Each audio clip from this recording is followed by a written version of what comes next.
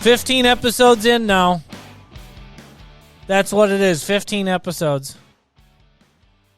Have you started humming that introductory music yet? Have I become part of your Monday morning routine yet? If not, why not? Aren't I good enough for you? Oh, but I am. I'm part of so many Monday morning routines now. A blessing I never saw coming, and you might not have seen it coming either. Welcome back. Twice the Lutheran. This is where your mental health goes for a mental health day. Glad to have you back. I'm Pastor Wells with 2 L's. Twice the Lutheran. It's an exclusive club, but we're taking applications week by week. Glad to be back with you behind the Lutheran microphone. Glad to have you back with me behind your Lutheran speakers. It's going to be a good week. Don't forget, if you haven't smiled yet this week, do so now. Wait for it. There it is. Gorgeous smile. I'm glad you're smiling along with me. Welcome back for a journey into the most Lutheran content we can content ourselves with this week. More blessed content from Luther's Small Catechism. If you haven't listened to the episodes thus far, please go back and start the library over with episode 1. You'll be glad you did. If you're a long-time listener, and by long time I mean for 14 weeks or so, if you're a long-time listener but you haven't shared the show yet, can you find just one person to share this show with? Or, and here's even better yet, if you're on Facebook, find me on Facebook and share the episode from there. Looking to expand the listening audience. We're down just a skosh. Just a skosh. Is that the right word?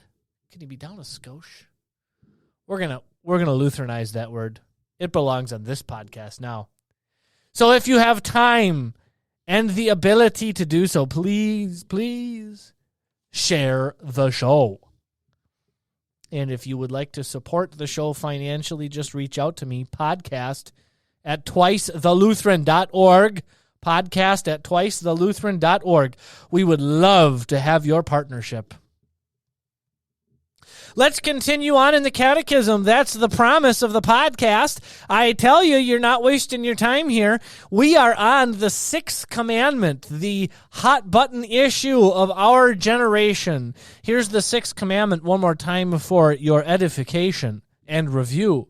The Sixth Commandment, you shall not commit adultery. What does this mean? We should fear and love God, that we lead a pure and decent life in words and actions, and that husband and wife love and honor each other. We're talking about purity and decency and strong marriages. That is in focus in this commandment.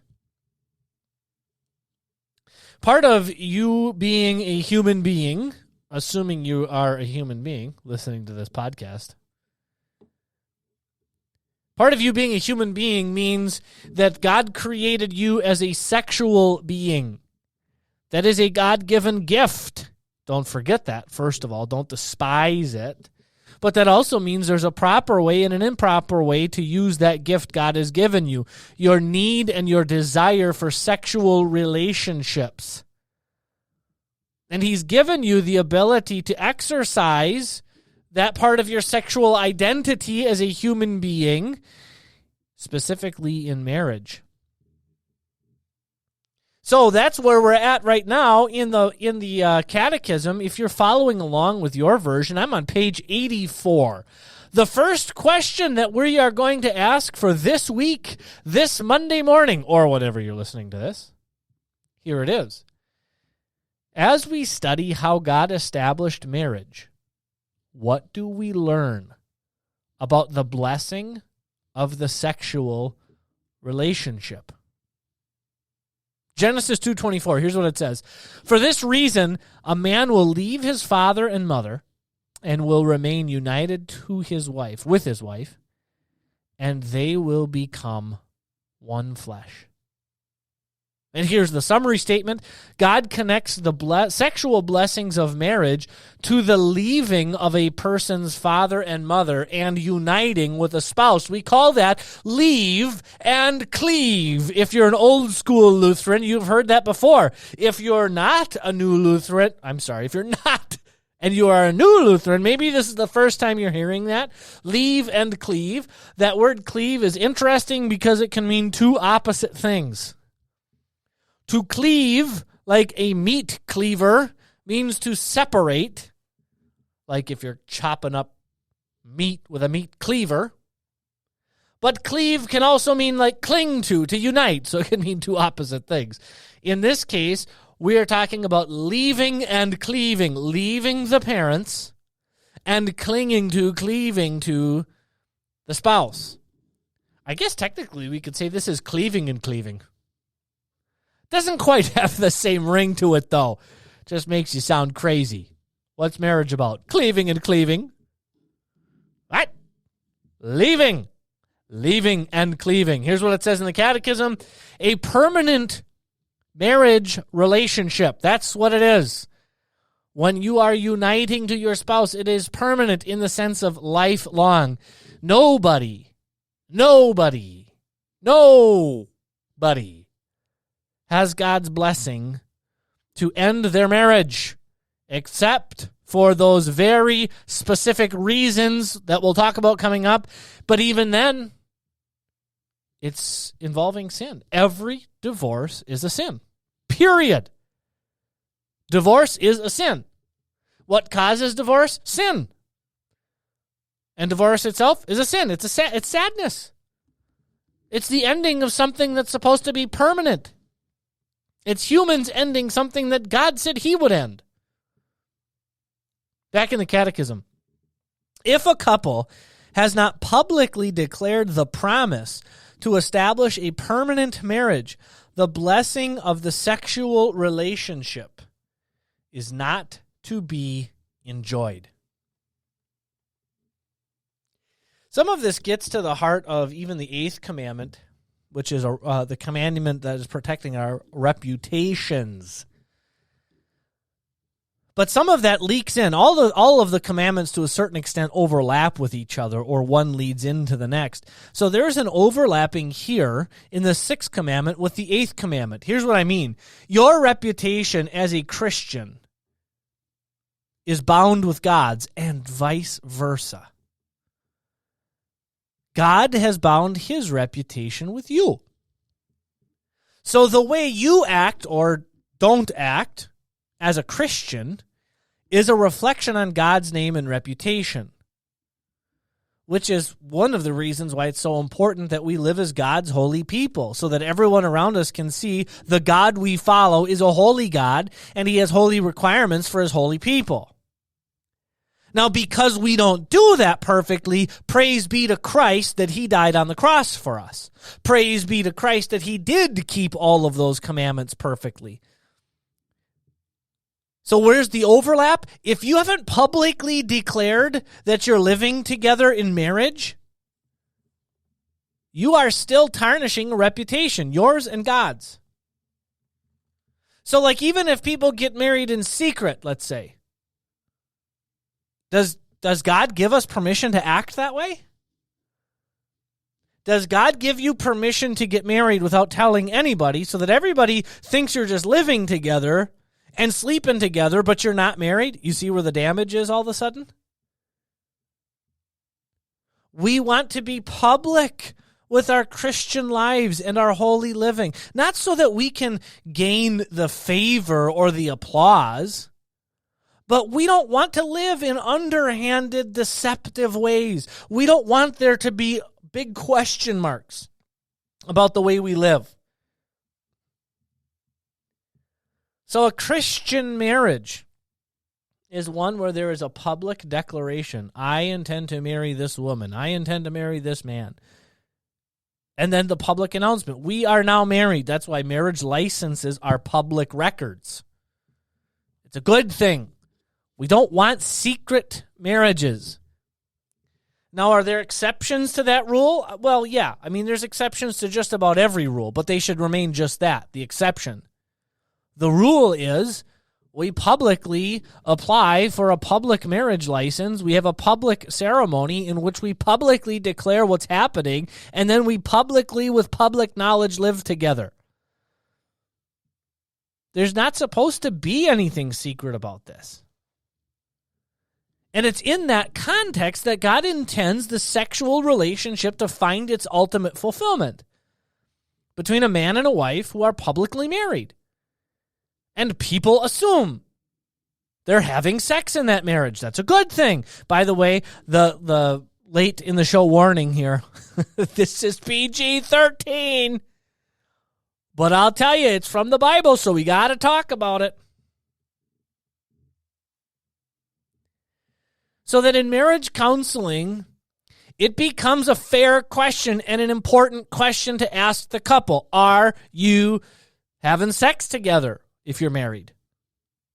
And if the answer is no, and there's no medical reason it should be no, then we got a problem. We got a problem. Married couples should be enjoying, as often as they want to, the God-given blessing of sex. And when that's not happening, that can be an indication that something's wrong here. Because finally, a whole lot has to go right for a man and a woman to be in bed together, right? Psychologically, emotionally, physically, a whole lot of things have to come together to make the sexual relationship a happy and healthy one. And to the extent that something's getting in the way of that, you need to deal with that. You must deal with that. Let's press on a little bit more yet. Question 70. In what way then? I'm going to back up just a little bit. It says, God designed the sexual relationship to be a blessing of marriage. That is an exclusive statement, by the way. Meaning the blessing of sex is not to be enjoyed in any way outside of marriage.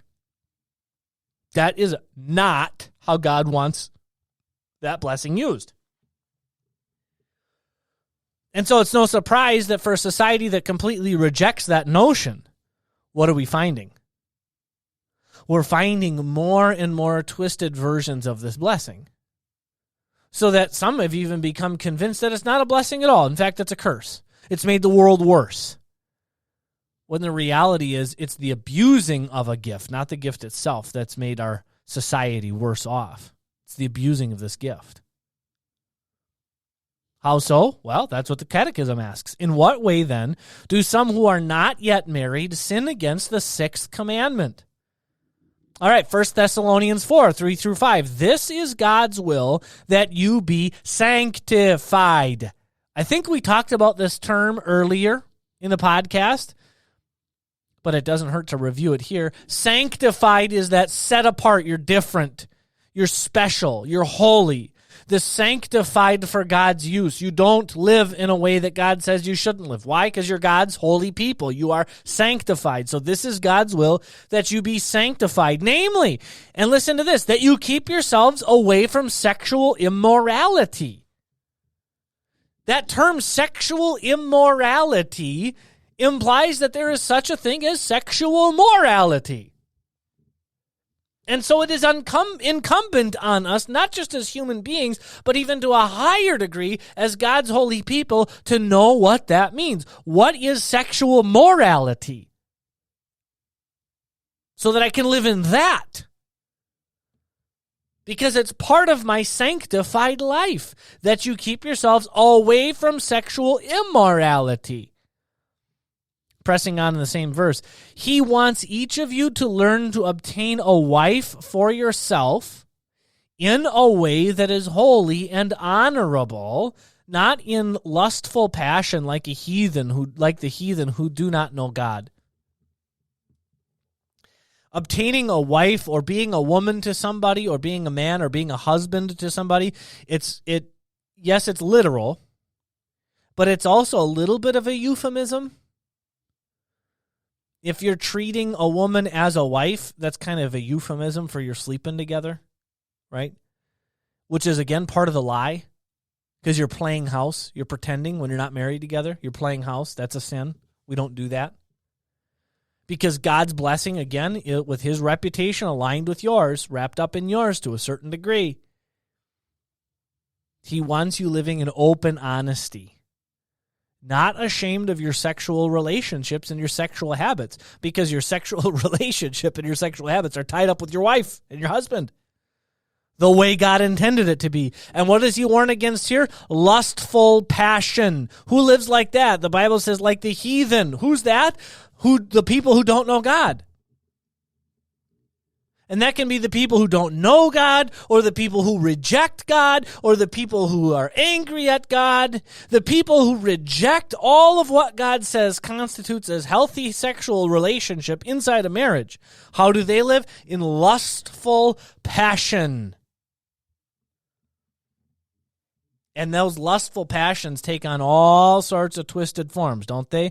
You just saw maybe in the headlines last week, end of the week here, a male staffer on the Senate hearing floor performing lewd sex acts with another male, intended to be posted on a pornographic website. We're going to talk about pornography here in just a few minutes. That is lustful passion. That's exactly what that is. People who are rejecting God will dive into lustful passion. We don't live like them. You can't. Another passage, Genesis 39. Again, parenthetical. Oh, parenthetical. Genesis 39, 6 through 12. Here's a parenthetical statement that is a summary of what happens. Potiphar's wife tries to entice Joseph into a sexual relationship with her, but he refused. He acknowledged that it would be wicked, a sin against God. That's the biggest thing, by the way, of all sin. All sin is first and foremost a sin against God. And then it's a sin against somebody else. Joseph was the first to recognize this. Not the first, but this was the quickest thing he was ready to recognize when he was being enticed by Potiphar's wife and runs out of the house, flees from temptation, quite literally. And he says, if I were to do that, that would be a sin against God. He wasn't worried first and foremost about his relationship with Potiphar, the man's wife. He wasn't first and foremost worried about his relationship with this woman, the boss's wife. What's he worried about? What's he focused on? What about my relationship with God? How do I make sure I don't spoil that? And I want to run away from everything and anything that would spoil that. And so Joseph refuses the advances of Potiphar's wife. Probably, by the way, could have been a dangerous thing for him to do at that point. She's got a lot of power. All right, the summary then from the Catechism, the unmarried sin when they enjoy blessings designed only for marriage, namely, right, sexual gratification. It's in marriage. Living arrangements that involve enjoyment of the blessings of marriage. You understand what they were saying here. The sexual relationship. So living arrangements that involve a sexual relationship, the blessing of marriage, without the commitment of marriage are contrary to God's will. So the question is not, is it legal? The question is not, can I get away with it? The question is, does God say I have his blessing to do this? If you are living together outside of marriage, no, you don't have God's blessing for that. If you're enjoying the sexual relationship or giving the impression that you're even enjoying the sexual relationship outside of marriage, no, that's a sin. You don't have God's blessing for that. But it's not just like unmarried people are sinning against the Sixth Commandment. I don't want to give that impression, and neither does the Catechism, because the very next question it brings up is this one. So when do some who are married sin against the Sixth Commandment? Now, this will go deeper than you think. Because maybe you're thinking, well, the married only sin against this commandment if they cheat on their spouse, if they're unfaithful to their spouse. You're only like a quarter right, because it goes so much deeper than that. How so? Let me read you the Bible. Colossians 3:19, husbands, love your wives and do not treat them harshly.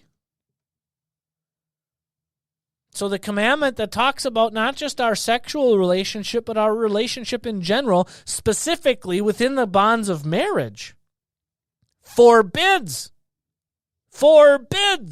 makes it a sin for a husband to treat his wife harshly. That is a sin. Ladies, don't think you're getting off the hook. Proverbs 21:19, better to live in an arid region than with a nagging and ill-tempered wife. And that's not the only proverb that says something like that. A little bit later, I think it's Proverbs 25:24, and this is not printed in the catechism. You're getting a bonus passage. You're welcome. Proverbs 25:24, better to live on the corner of a roof than in a home shared with a nagging wife. Ouch. Oh, man. Hey, and by the way, the guy who wrote that would know something about it. Solomon had 1,000 wives. He had a lot of reason to be living up on the roof, I bet. Wives, what would you do if your husband came to you and said, you are nagging and ill-tempered? Would you argue him on that? Okay, so what would you do if God came to you and said you are nagging and ill-tempered? Are you going to fight with God on that?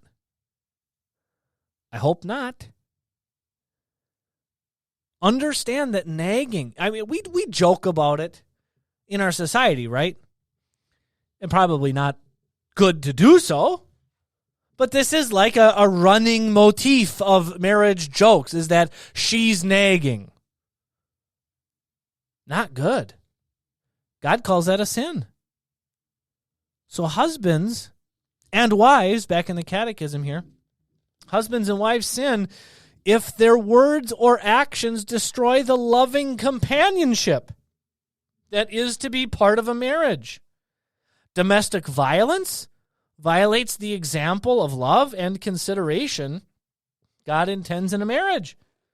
So men, what is a man's bent? A male's bent with his wife.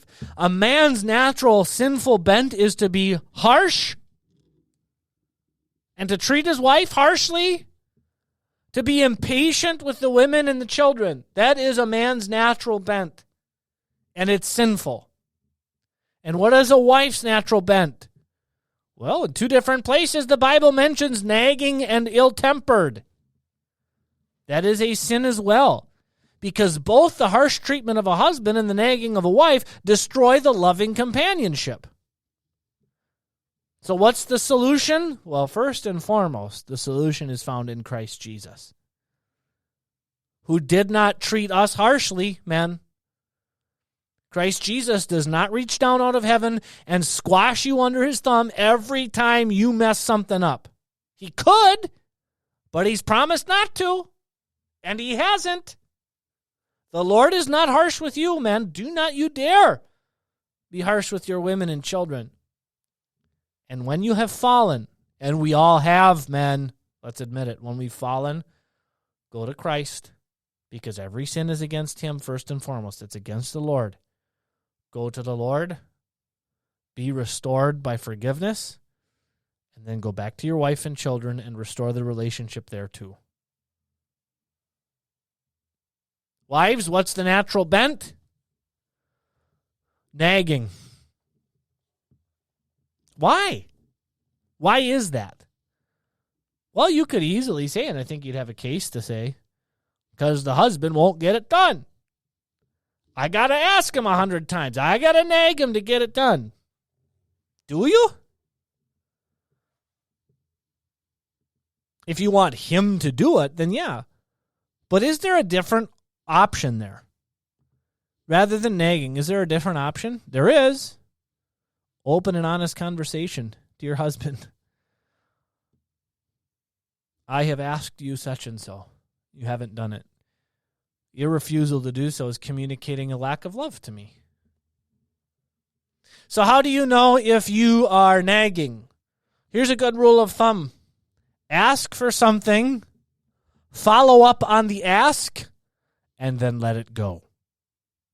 You could maybe get a third one in there. But beyond 3, you're probably nagging. I'm not going to lie. Men, be the kind of man that doesn't need to be nagged. Women, don't nag your men. I know, it's so simple. It is so simple when it's just us on our own with the headphones on listening to a podcast. There, we solved it. Just don't be like that anymore. Men, be good. Women, be good. There. Oh, we all know it's so much more nuanced than that, huh? Always. Be gentle. Be patient. Don't nag. How else? That's not the only way. Hebrews 13:4, marriage is to be held in honor by all, and the marriage bed is to be kept undefiled. Again, that's like technically not a euphemism, but it's not saying, the actual physical bed, like the mattress itself is the important part. We're talking about the sexual relationship when we're talking about the marriage bed. The marriage bed is to be kept undefiled. For God will judge sexually immoral people and adulterers. Men and women who are married sin if they enjoy sex with anyone other than their husband or wife. It's that simple. And the Catechism says people sin if they are involved in any sexual activity outside of marriage. Now, I want to put a little bit of a extra nuance on that. When does infidelity begin? Would you really say it's only infidelity if the man or the woman is in bed with somebody other than their spouse? I wouldn't say that. I'd say it began long before that. The infidelity begins oftentimes first and foremost with an emotional affair. So many people might be aware that somewhere down the road, an affair could result from my relationship with this or that woman or this or that man. If you are seeding the ground, if you're tilling up the ground to give a possible wicked fruit of adultery, stop tilling the ground. Stop planting the seeds. I want to give you life advice here. Maybe that's not always popular, but I'm going to do it anyways. Women, you cannot have male friends. Men, you cannot have female friends. Period. Now, I know that's a little bit of an overstatement, but it is improper for a woman to be hanging out with a man who is not her husband. To be hanging out casually or socially. Improper, completely improper. Because at best, you are tilling the ground to give fruit for adultery. And at worst, you're already being an adulterer. And at double worst, people are thinking, what's going on there? That ain't her husband she's out to dinner with. What's going on here? Men, same thing. You don't have female friends. No way. That is improper. That is inappropriate. You should not be meeting privately or individually with women except for in very rare circumstances. What are those circumstances? You're in a position of being a professional counselor or something like that. And even then, there are very specific safeguards there. You want to avoid any appearance of impropriety. You want to avoid any questions that there's improper things happening. You want to avoid any temptation that would give birth to improper things. Be very, ever so careful with this approach. Men, your physical contact, and not just sexual physical contact in general, is with your wife, okay? Don't be rubbing another lady's shoulders, holding another lady's hand, things like that. Nope, that's inappropriate. And vice versa for the wife to her husband. Don't do it. Did I speak strongly enough on that point? Yeah, you almost have to nowadays in the 21st century. We have so many twisted conceptions of what constitutes proper relationships that actually completely cross the lines into impropriety all the stinking time. All the time.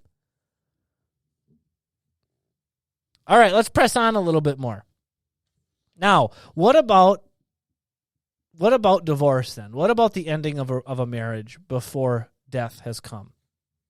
The Bible has something to say about that. Matthew 19:9.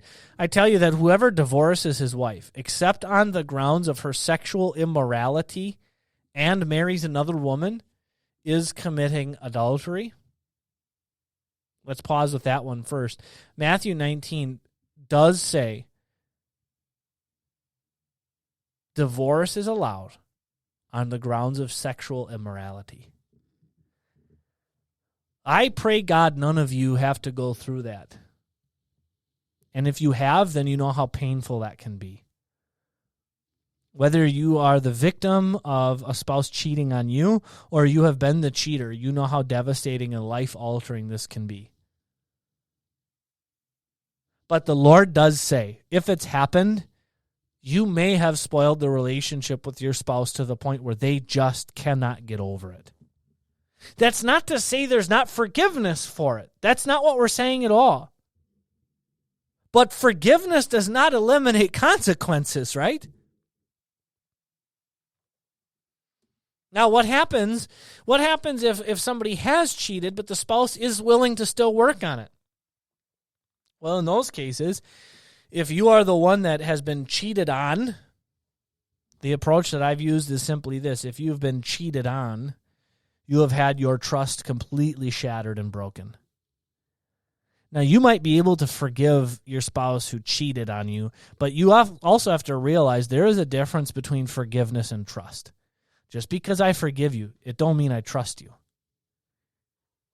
And so oftentimes, if you're going to rebuild the marriage, if you've decided we're going to rebuild from this act of infidelity, you don't want to make the person earn your forgiveness. But you do need to have them rebuild your trust. So if you've been a victim of somebody's infidelity, then you have to be very clear. This is what it will take for you to rebuild my trust. I need to know where you are if you're not at home and not at work or whatever. I need to know. You need to be accountable to me with your time. You need to be accountable to me with your money. I need to make sure you're not going to this location anymore.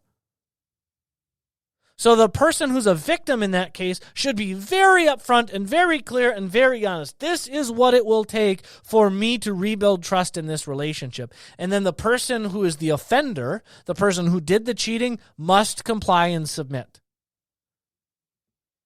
Now, don't go crazy and don't go outlandish and things like that. The person still does have to go to work and home and things. So you can't say the only way to rebuild trust is you got to sit at home on your duff all day long. Okay, probably not going to work. But then the offender needs to comply if they're going to rebuild that relationship. And to the extent that they say, no, I'm not willing to do those things, well, then you're basically de facto saying then you're not willing to be married anymore. In which case, the Bible does allow for divorce. Because the Bible recognizes somebody can be so grievously injured through that act of infidelity that they just can't get over it. Mentally, emotionally, physically.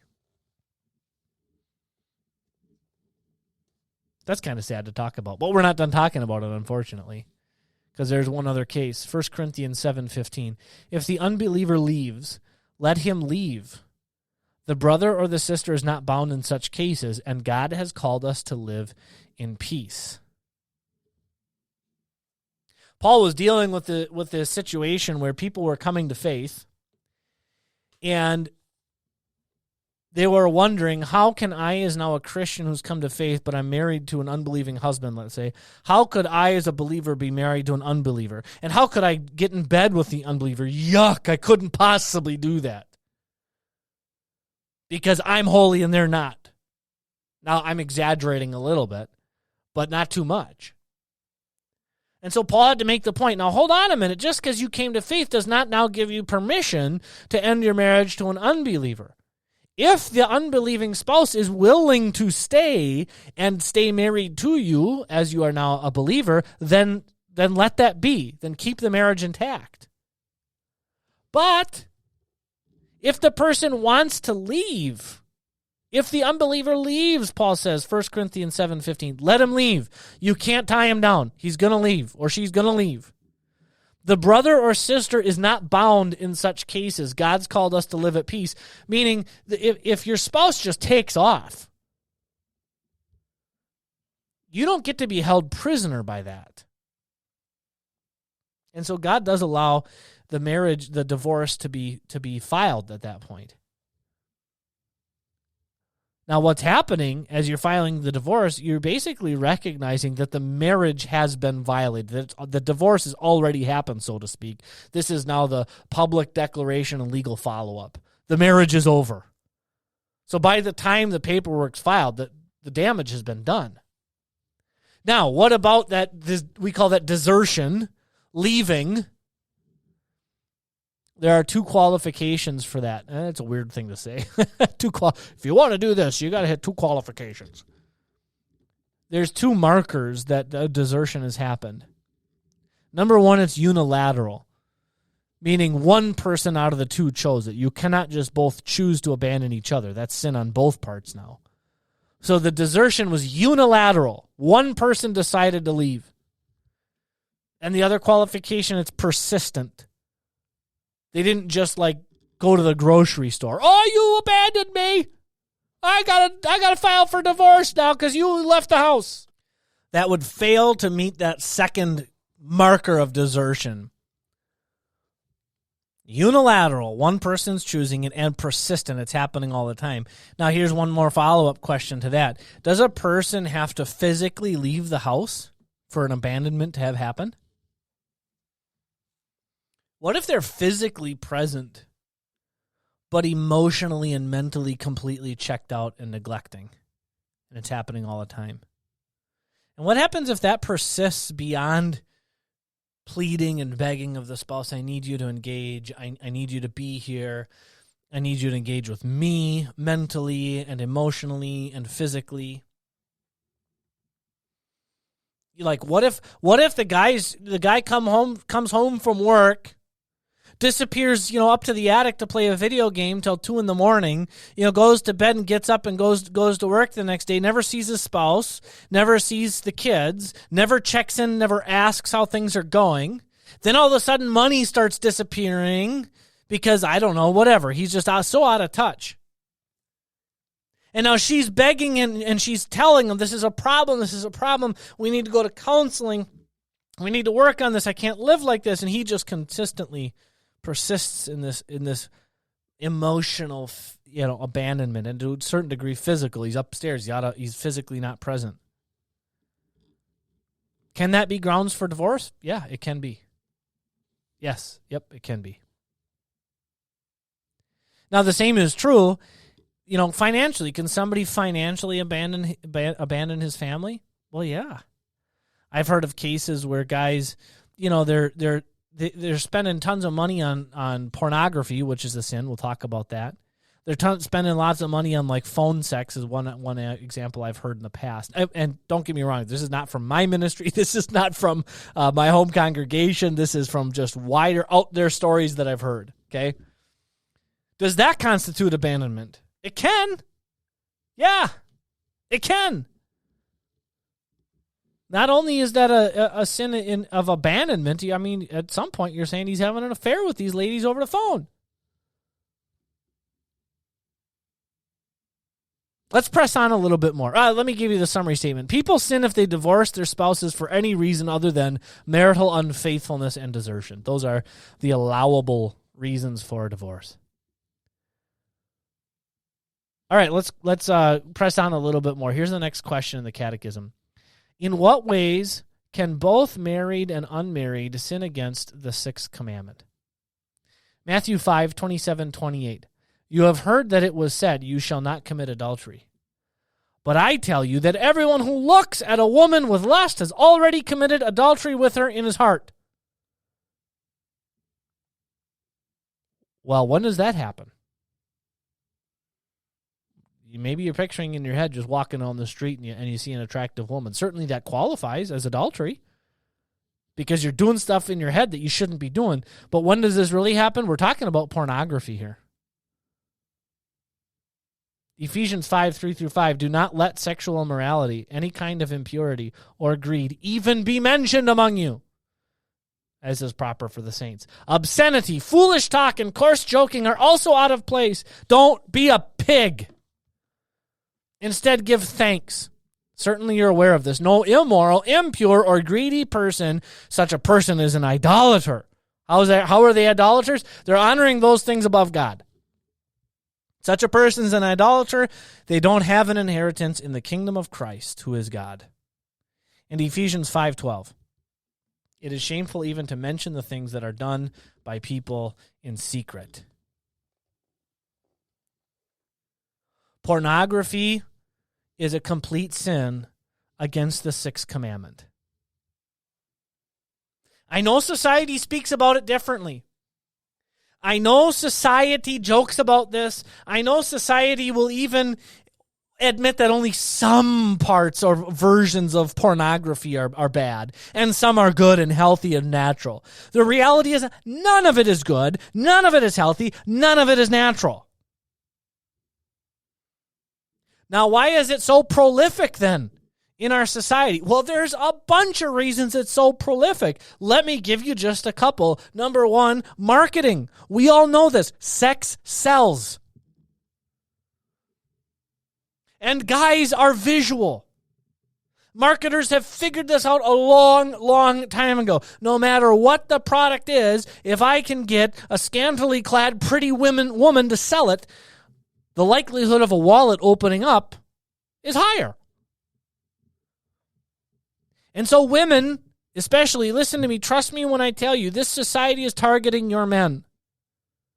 Even if they're not looking for it, it will be targeted at them.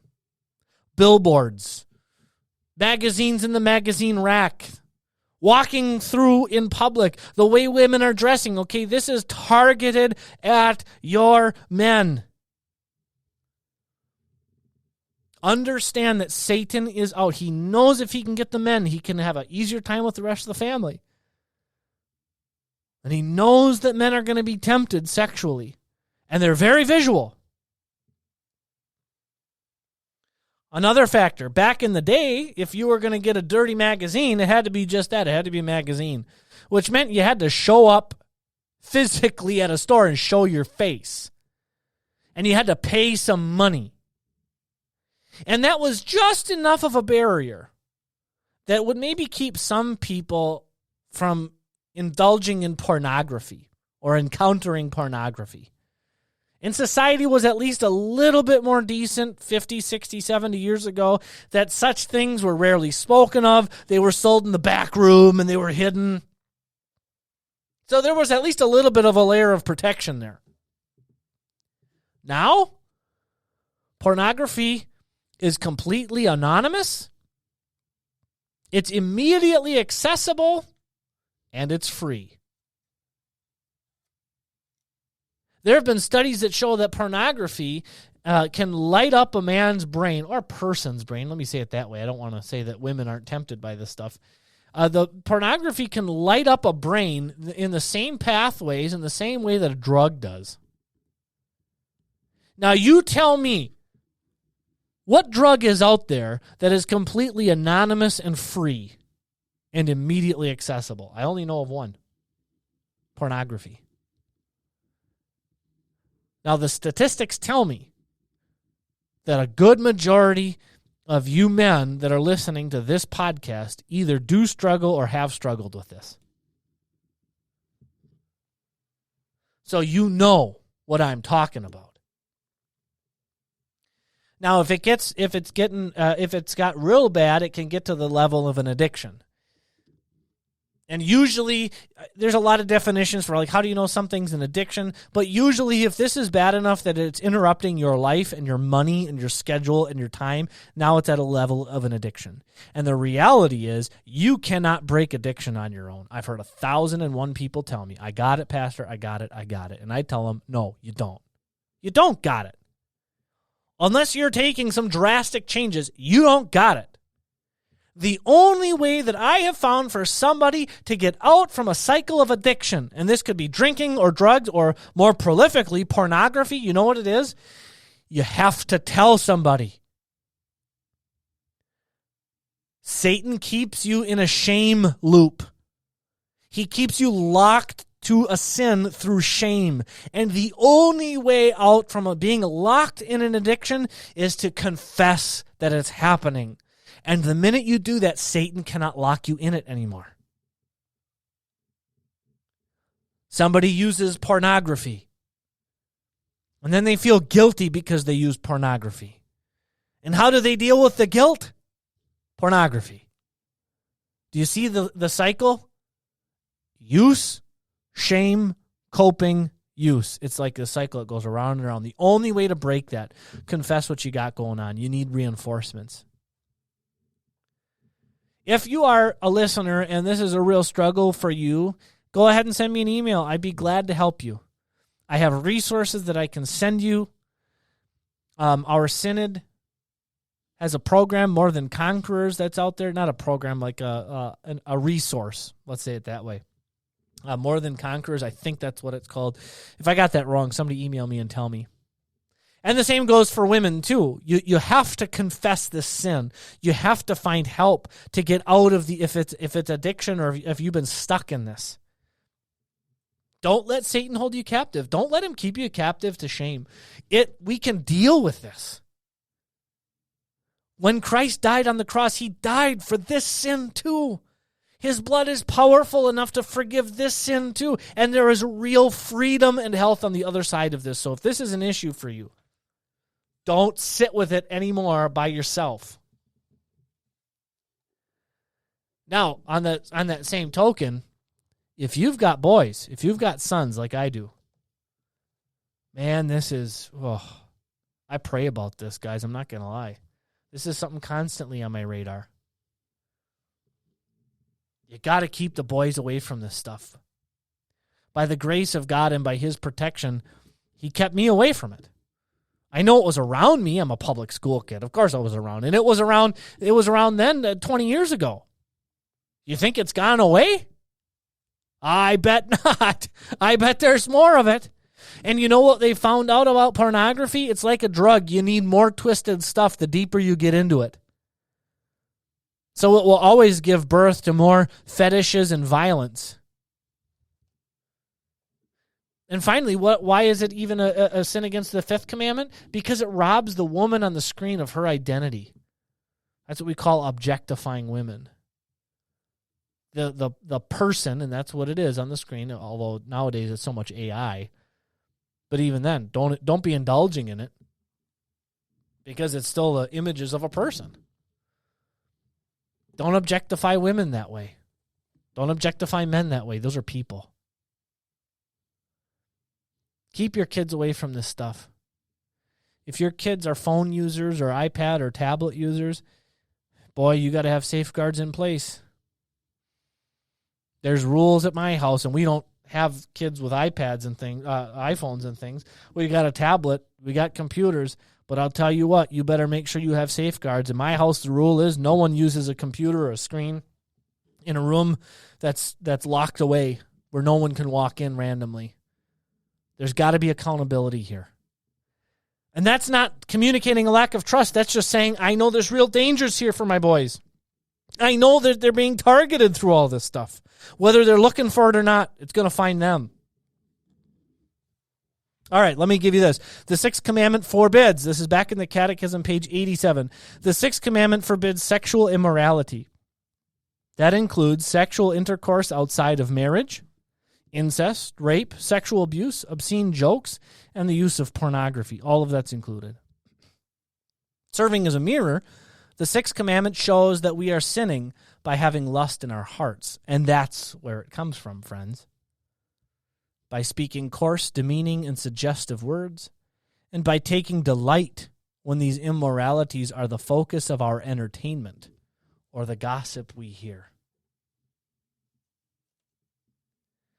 There is no way that we got this far in this commandment alone that you haven't seen yourself. Just based on where society is, I know you've been targeted. You can't have the vain images of the human body shoved in your mind 24/7, basically, and not have some twisted thoughts pop out. I know you see yourself here because God created you as a sexual being, and you are naturally sinful. So what's the solution? In a world that is just rife with this temptation all over the place, in a world that is targeting especially men, but everybody, what's the solution? You're not surprised to hear me say it at this point, friends, because you're twice the Lutheran. The solution is Christ. You have seen your failures. Bring them to the cross. You have a real sense of what your shame has been in this commandment. Bring it to the cross. And if God has so blessed you to bring you brothers and sisters in Christ that you can confide in, do so. And then arm yourself against this temptation and against this commandment. My friends, there is no sin that is too big. There is no sin that is so addictive and so entrapping that Christ Jesus cannot set you free from it and subsequently arm you against it. That is true with this sin too. The blood of Christ has brought real forgiveness for real sinful people. That's you and me. And centered in Christ, he gives us the pathway by which we can healthfully, in a God-pleasing way, express our sexuality in marriage. My friends, be vigilant with yourselves. Be vigilant with your children, especially on this commandment. This is a big one. In fact, it's so big, we ain't even done with it yet. I told you we'd be on this one. But if I pressed on any longer, you would stop listening. And so in order to make sure that doesn't happen, it is time for me to say, fare thee well. Goodbye, my friends, you lovely, lovely people.